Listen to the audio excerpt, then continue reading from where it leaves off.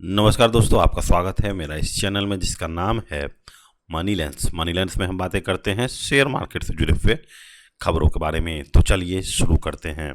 तो आज हम जिस तरह से मार्केट को देख रहे हैं, अपना निफ्टी 50 को देख रहे हैं, तो एक क्लियरली दिख रहा है कि एक तरफा सेलिंग हुई है। और आज तो इतना बड़ा सेलिंग हुई है कि डीआई भी आज नहीं बचा पाया, क्योंकि अब एक तरह से देखिए कि अब मंथ का एंड आने वाला है। मंथ का एंड आने के बाद, क्योंकि लगातार आप देख रहे हैं कि एफआई सेलिंग कर ही रहा है और डीआईएस जो हैं उसको खरीद रहे थे। तो लेकिन अब जब मंथ एंडिंग होने लगा है तो अब जो है सबके पास जो है पैसा कम होने लगा है। मतलब कि अभी जो है जो नौकरी पेशा लोग हैं उनके पास अभी पैसा नहीं है। तो इसके कारण भी आप देख रहे हैं कि जो एसआईपी किए होंगे वो अभी पैसा, अभी मंथ का एंड है तो अभी पैसा नहीं आएगा किसी भी म्यूचुअल फंड में। तो इसके कारण जो है डीआई जो उतना नहीं खरीद पा रहा है। दूसरी बात यह है कि ईरान का लड़ाई अभी इतना जल्दी समाप्त नहीं होने वाला है। इसके कारण भी मार्केट जो है फेडअप कर चुका है। और जिस तरह से ऑयल क्राइसिस आ रही है, क्योंकि ईरान के द्वारा बहुत सारे तेल डिपो, सऊदी अरेबिया के अरामको के तेल डिपो पे जो हमले हुए हैं, उसके बाद से लग रहा है कि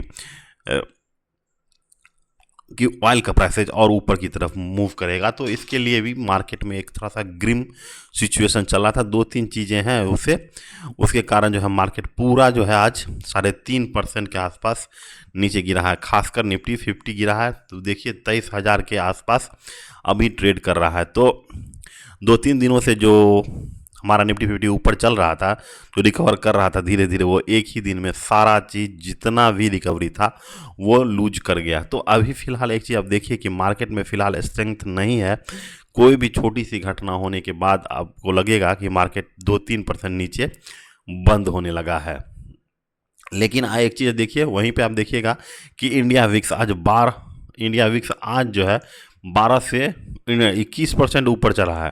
तो एक्चुअली में ये बताता है कि अभी पूरे साल का सबसे हाईएस्ट तो नहीं, लेकिन अब थोड़ा सा सबसे हाईएस्ट के आसपास ही पहुंचिए, यानी इस साल का सबसे हाईएस्ट पोजीशन में पहुंचेगा। तो लेकिन इंडिया विक्स यही बता रहा है कि मार्केट में वॉलेटिलिटी ज़्यादा है, फियर फैक्टर ज़्यादा है, मतलब कि मार्केट में हर तरफ डर का ही माहौल है। तो इसीलिए इंडिया विक्स आप देख रहे होंगे 22 और 23 के आसपास चला गया है ये, लेकिन 12-13 के आसपास रहता है तब वो काफ़ी अच्छा माना जाता है। ठीक है, कुछ दिन पहले आप देखे होंगे कि यही इंडिया विक्स जो है 9 के आसपास ट्रेड कर रहा था। यहाँ पे देखिए 9-10 की, मतलब कि अपने 5 साल के सबसे लोएस्ट पे था।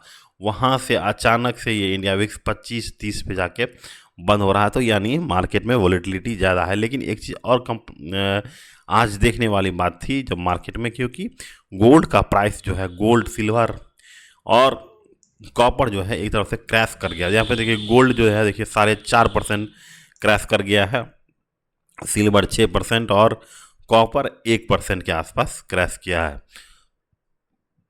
तो गोल्ड क्रैश होने का सबसे बड़ा कारण यही है, क्योंकि देखिए गोल्ड पिछले एक साल में, आप एक चीज़ गौर कीजिएगा कि पिछले एक साल में लगभग 60 से 70% का रिटर्न दिया है सिर्फ गोल्ड ने। तो जो भी म्यूचुअल फंड हैं और जो भी हेज फंड हैं, वो सब जो जिन्होंने गोल्ड में निवेश किया है उनके पास एक अच्छा खासा कैश आ गया था। और उसके कारण क्या हुआ है कि कहीं ना कहीं सबका जो मार्जिन फंड रहता है, क्योंकि सब जितने भी हेज फंड हैं या फिर म्यूचुअल फंड है, तो वो कहीं ना कहीं पैसा को अपने मार्जिन में लगाते हैं, कि मार्जिन में लेके शेयर खरीदते हैं। तो उन लोगों का मार्जिन जो है, जिस तरह से मतलब जिस तरह से मार्केट गिर रहा है, सबका जो है सबका मार्जिन जो है ट्रिगर कर रहा है। तो वो ट्रिगर कर रहा है, यानी अपने जो स्टॉप लॉसेज हैं सबका ट्रिगर कर रहा है। और उस ट्रिगर करने के कारण जो पैसा म्यूचुअल फंड या हेज फंड को देना पड़ रहा है, वो कहाँ से देगा? वो गोल्ड और सिल्वर को बेच के, क्योंकि वो उधर जो है एक तरफ उन्होंने मार्केट से रुपया कमाया था, वो क्या कर रहे हैं, वो इधर दे रहे हैं।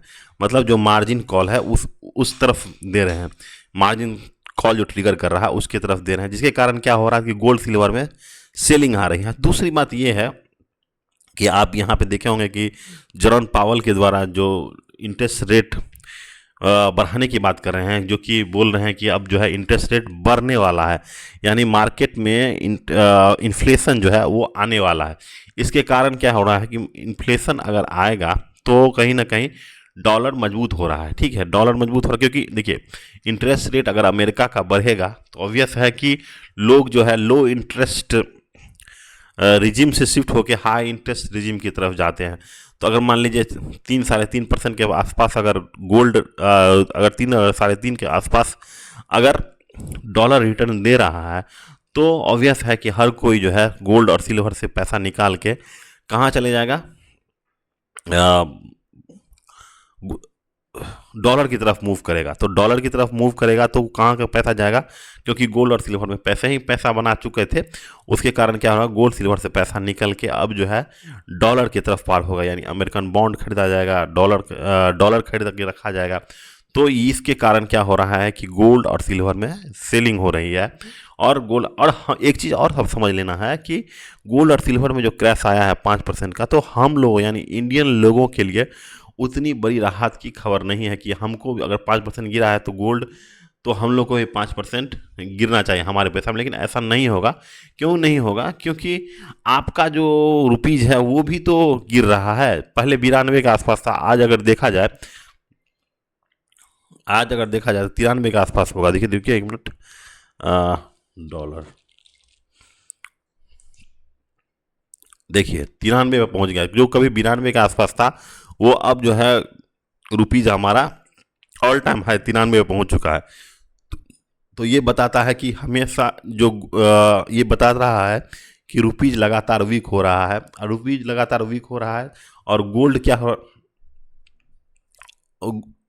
तो हम लोग को गोल्ड खरीदने की के लिए जितना गोल्ड गिरा है वो हम लोग को वो कंपनसेट हो जा रहा है, जिसके कारण क्या हो रहा है, कंपनसेट हो रहा है। तो हम लोग को जैसे 5% अगर डॉलर के मुकाबले अगर 5% गिरा है गोल्ड, तो हम लोगों के लिए वो बस 2 से 3% के आसपास ही गिरेगा, क्योंकि आपका रुपीज़ भी धीरे धीरे डिप्रिसिएट हो रहा है। तो ये सब चीज़ें आपको समझनी चाहिए। अगर ये मेरा वीडियो आपको अच्छा लगा तो चैनल को ज़रूर से लाइक शेयर और सब्सक्राइब कर लीजिए। Thank you, have a nice day.